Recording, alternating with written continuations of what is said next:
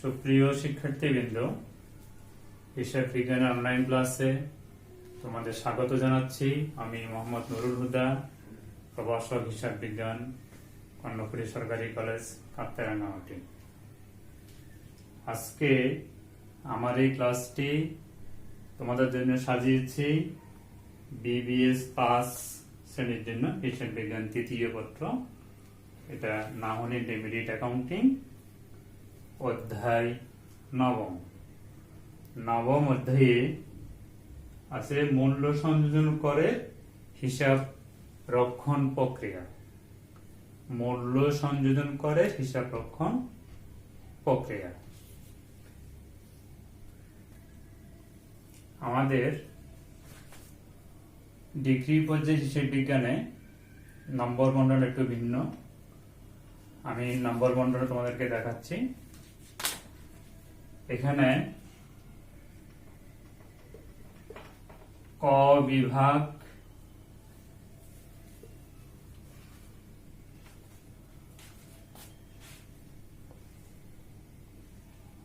অতি সংক্ষিপ্ত প্রশ্ন,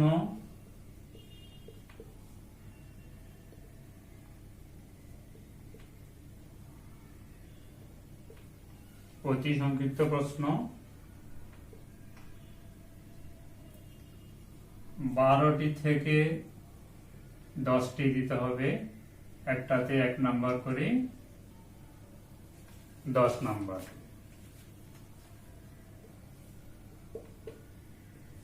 খ বিভাগে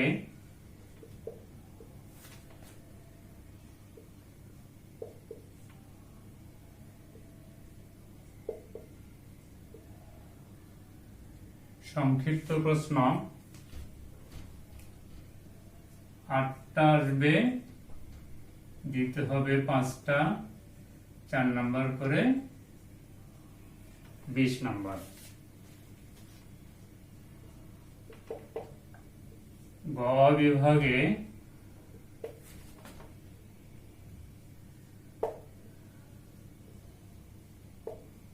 বড় প্রশ্ন 8টা আসবে,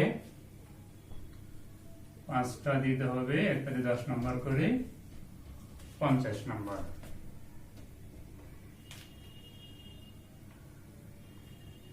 মোট হলো আমার 80 নাম্বার।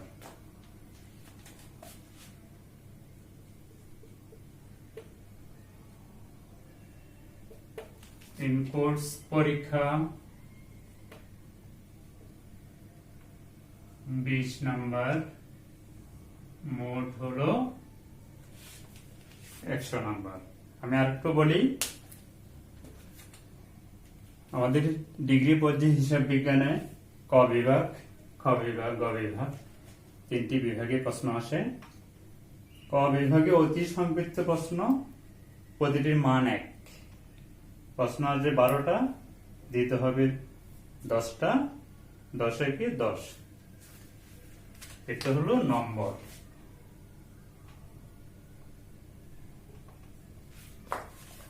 খ বিভাগে সংক্ষিপ্ত প্রশ্ন আসে 8টা, দিতে হবে 5টা, একটা 4 নাম্বার করে 4 5 20।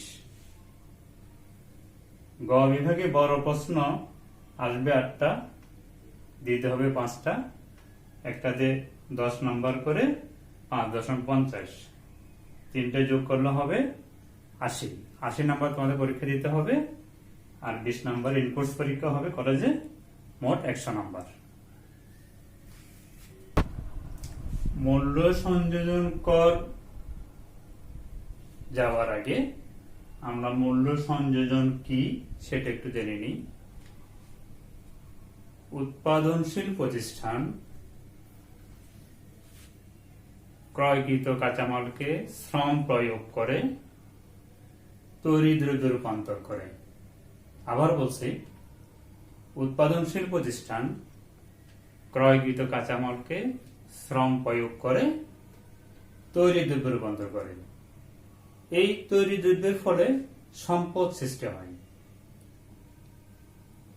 উৎপাদিত পণ্যের বিক্রয় মূল্য এবং ব্যবহৃত কাঁচামালের ক্রয় মূল্যের পার্থক্য হলো মূল্য সংযোজন। উৎপাদিত পণ্যের বিক্রয় মূল্য এবং ব্যবহৃত কাঁচামালের ক্রয় মূল্যের পার্থক্য হলো মূল্য সংযোজন। আমি যদি একটু গাণিতিক আকারে দেখাই,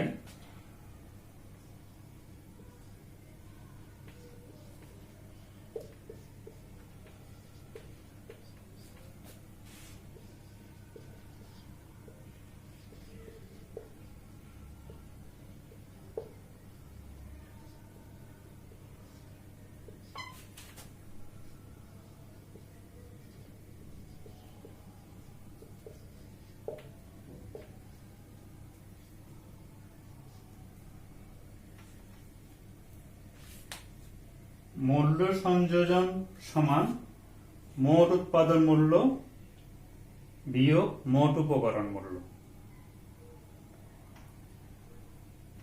আমি যদি অঙ্কের ভাষায় বলি, একটি ব্যবসায়ী প্রতিষ্ঠান সে একটা আসবাবপত্র বানাবে, সেগুন কাঠ কিনে আনলো 20,000 টাকা দিয়ে। সেগুন কাঠ কিনলো সে 20,000 টাকা দিয়ে। এটা চেরানি এবং আনাইন খরচ দিল আরো 1,000 টাকা।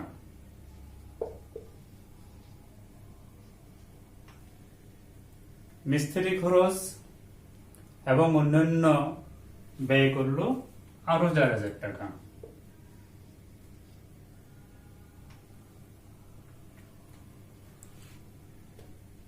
এই প্রতিষ্ঠান এই আসবাবপত্রের উপর 2,000 টাকা লাভ করতে চায়। লাভ হলো 2,000 টাকা। মোট হলো 27,000 টাকা। এই 27,000 টাকা হলো 27,000 উৎপাদন মূল্য। এই 20,000 টাকা হলো উপকরণ মূল্য। তাহলে আমার মূল্য সংযোজন কত হলো? 27,000 বিয়োগ 20,000। এটা হলো আমার মূল্য সংযোজন। আবার বলছি, তৈরিকৃত পণ্যের মূল্য অর্থাৎ উৎপাদন মূল্য এবং কাঁচামালের মূল্য, এই দুইটার পার্থক্য হলো মূল্য সংযোজন। ইংলিশে বলা হয় ভ্যালু অ্যাডেড।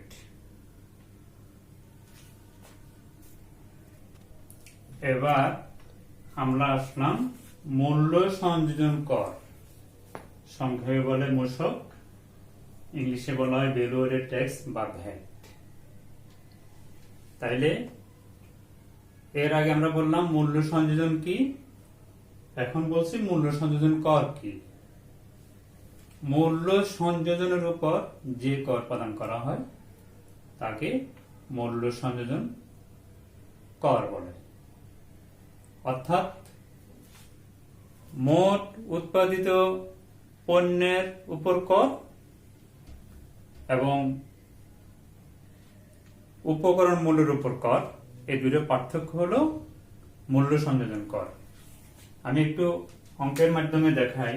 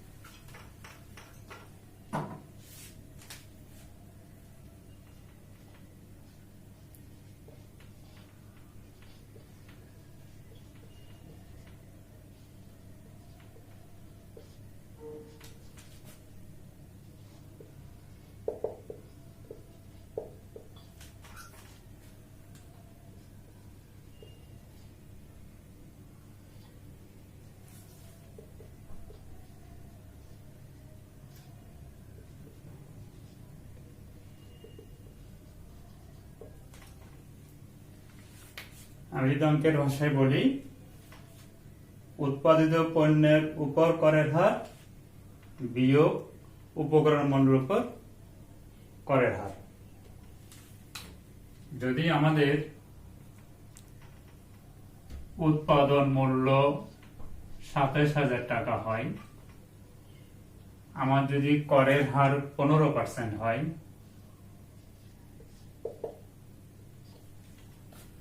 উপকরণ মূল্য যদি আমার 20,০০০ টাকা হয়, এটার উপর করের হার যদি 15% হয়, সাধারণত আমার মূল্য সংযোজন করটা 15% হয়।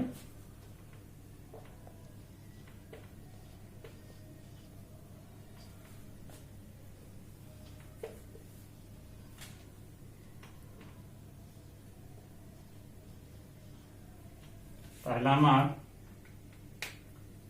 মূল্য সংযোজন কর হলো উৎপাদন মূল্যের উপর করের হার উপকরণ মূল্যের উপর করের হার। উৎপাদন মূল্য ২৭,০০০ টাকা গুণ 15%, উপকরণ মূল্য 20,০০০ টাকা গুণ 15%, 4,050 টাকা বিয়োগ 3,000 টাকা হবে 1,050 টাকা। আমি যদি এইভাবে না করি, যদি এইভাবেও করি, আমার মূল্য সংযোজন ছিল 7,000 টাকা গুণ 15%, সেটাও হবে আমার 1,050 টাকা। অর্থাৎ আমার মূল্য সংযোজন ছিল 7,000 টাকা, উৎপাদন মূল্য ছিল 27,000 টাকা, উপকরণ মূল্য ছিল 20,000 টাকা, মূল্য সংযোজন ছিল 7,000 টাকা। 7,000 টাকার 15% হবে আমার 1,050 টাকা। এইভাবে করলেও হবে, এইভাবে করলেও একই ফিগার আসবে। এটা হলো আমার মূল্য সংযোজন কর।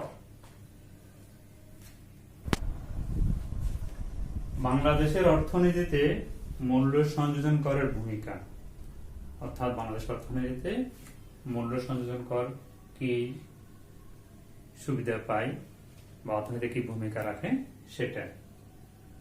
জাতীয় রাজস্ব বৃদ্ধি পায়, মূল্য সংযোজন করার ফলে জাতীয় রাজস্ব বৃদ্ধি পায়। কর ফাঁকি, কর এড়ানোর সুযোগ হ্রাস পায়, অর্থাৎ জনগণ কর ফাঁকি করা যেতে পারে না। রপ্তানি উৎসাহিতকরণ, অর্থাৎ আমাদের দেশের পণ্য বিদেশে রপ্তানিতে উৎসাহ দেওয়া হয়। আমদানি নিরুৎসাহিতকরণ, যেহেতু ভ্যাট প্রয়োগ করা হয় এই জন্য আমদানি নিরুৎসাহিত হয়। অর্থনীতিকে গতিশীল রাখতে সহায়তা করে, ভ্যাট প্রয়োগের ফলে দেশের অর্থনীতি গতিশীল থাকে, রাজস্ব বৃদ্ধি পায়।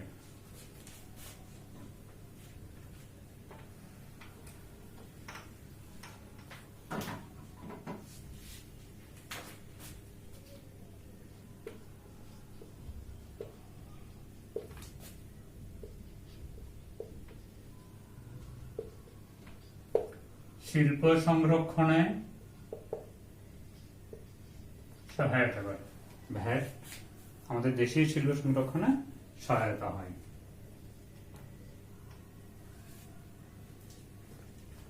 টেকসই উন্নয়নে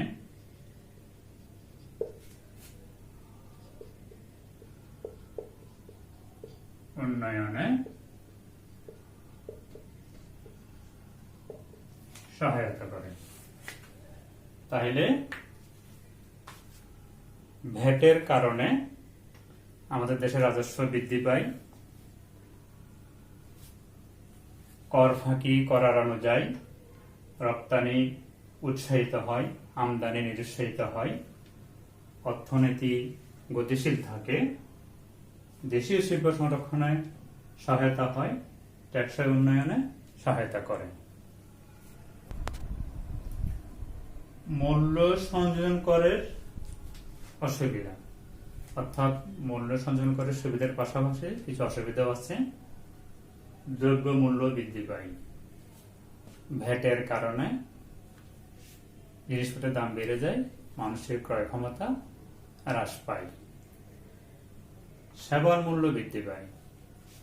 যে সমস্ত প্রতিষ্ঠান সেবামূলক ভ্যাট প্রয়োগের ফলে অসাধু ব্যবসায়ীরা সেবার মূল্য বাড়িয়ে দেয়। ক্ষুদ্র শিল্পী উৎপাদন ব্যয় বৃদ্ধি পায়, অর্থাৎ ছোটখাটো উৎপাদনশীল প্রতিষ্ঠানগুলি তাদের উৎপাদন ব্যয় বৃদ্ধি পায়, ফলে তারা বৃহৎ প্রতিষ্ঠানের সাথে প্রতিযোগিতায় টিকে থাকতে পারে না। মানুষের জীবনযাত্রার ব্যয় বৃদ্ধি পায়। ভ্যাট একটি পরোক্ষ কর। পরোক্ষ করের কারণে এটা ঘুরে ফিরে ভোক্তাকেই বহন করতে হয়, অর্থাৎ জনগণকে বহন করতে হয়। এই জন্য মানুষের জীবনযাত্রার ব্যয় বৃদ্ধি পায়। ব্যয়বহুল এবং ঝামেলাপূর্ণ, অর্থাৎ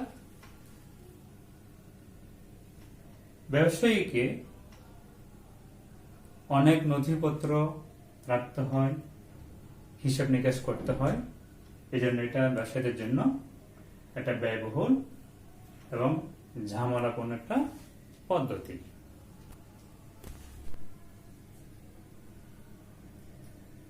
মূল্য সংযোজন কর কে প্রদান করে?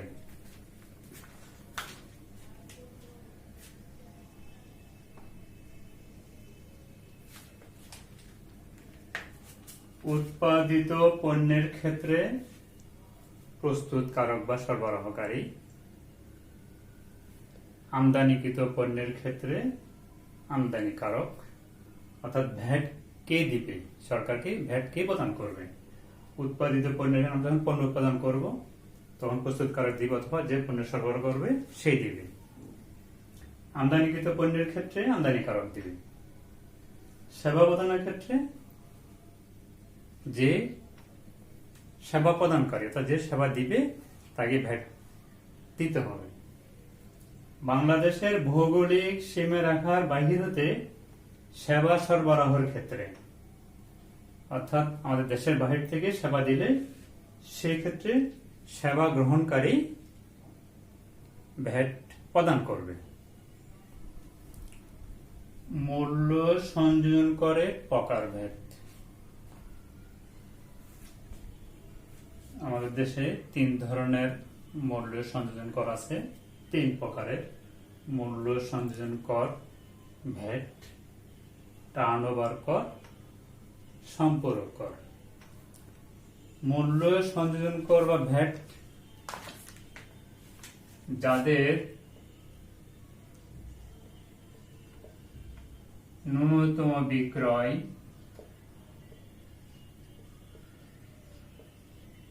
3 কোটি বা ততোধিক, যে সমস্ত ব্যবসায়ীর ন্যূনতম বিক্রয়, বাৎসরিক বিক্রয় 3 কোটি টাকা বা ততোধিক, তাকে মূল্য সংযোজন কর দিতে হয়। মূল্য সংযোজন করের হার সাধারণত 15%।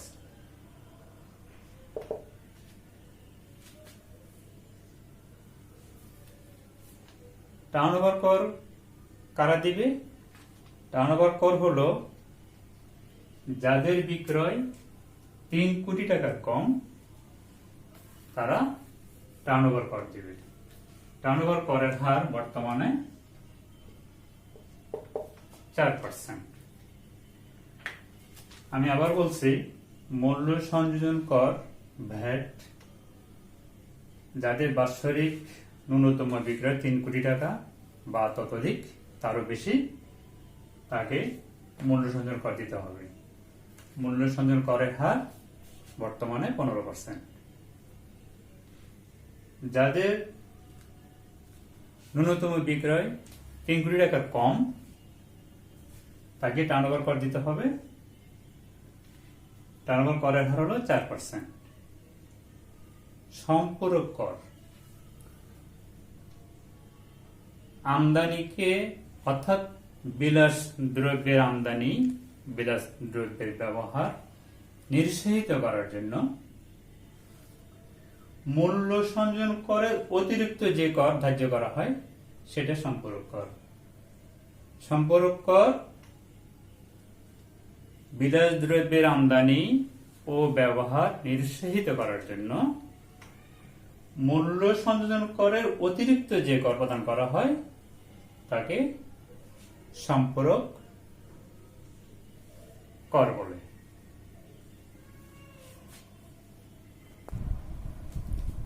বাংলাদেশে বর্তমানে কোন কোন স্তরে বা পর্যায়ে ভ্যাট প্রযোজ্য? আমাদের দেশে 4 পর্যায়ে ভ্যাট প্রযোজ্য। আমদানি পর্যায়ে, পণ্য উৎপাদন বা সরবরাহ পর্যায়ে, সেবা প্রদান পর্যায়ে, ব্যবসায়ী পর্যায়ে। এই 4 পর্যায়ে আমাদের দেশে বর্তমানে ভ্যাট প্রযোজ্য। ভ্যাটের জন্য যে সমস্ত নথি সংরক্ষণ করতে হয়, ক্রয় হিসাব বহি সংরক্ষণ করতে হয় ক্রয় সংক্রান্ত লেনদেন লিপিবদ্ধ করার জন্য, বিক্রয় হিসাব বহি সংরক্ষণ করতে হয় পণ্য সরবরাহ বা সেবা প্রদানের জন্য, চালানপত্রের মাধ্যমে ভ্যাট জমা দিতে হয়। চালানপত্রের মধ্যে সংখ্যা মুদ্রিত থাকে। চলতি হিসাব, চালানপত্র ছাড়া চলতি হিসাবের মাধ্যমেও ভ্যাট সরকারি কোষাগারে জমা দেওয়া যায়। সুপ্রিয় শিক্ষার্থীবৃন্দ, আজকে আমরা ইন্টারমিডিয়েট অ্যাকাউন্টিং বিষয়ের মূল্য সংযোজন করের হিসাব রক্ষণ প্রক্রিয়ার প্রথম ক্লাসে আমরা শিখলাম মূল্য সংযোজন কি, মূল্য সংযোজন কর কি,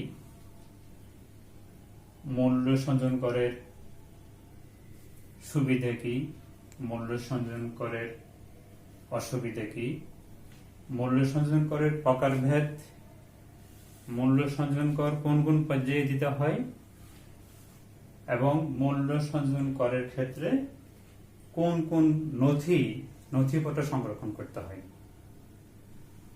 সুপ্রিয় শিক্ষার্থীবৃন্দ, তোমাদের সকলের সুস্বাস্থ্য দীর্ঘ কামনা করে